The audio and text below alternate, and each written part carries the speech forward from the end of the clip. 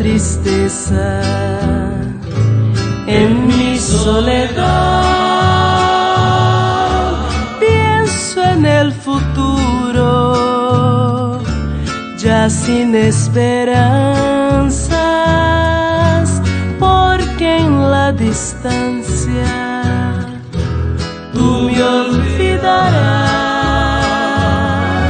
Si en tu cabecita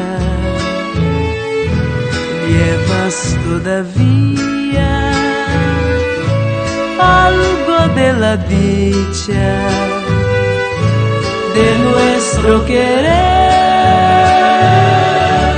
piensa que yo lejos debo sufrir tanto sin ningún consuelo en mi padecer. ¿Por qué dejaré de añorarte? Roja y juete iba, Shembora y Jumi.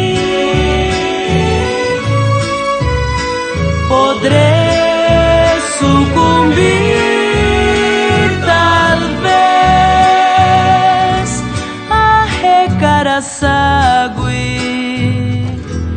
Nekunumi.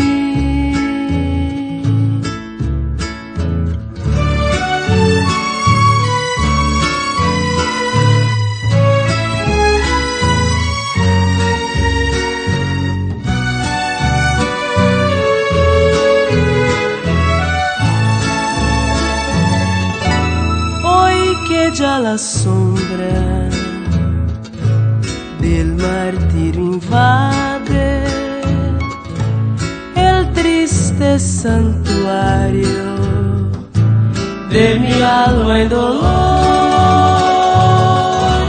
Surge tu recuerdo como una esperanza, trayendo en el néctar de tu boca en flor. Suspirando evoco tantos días felices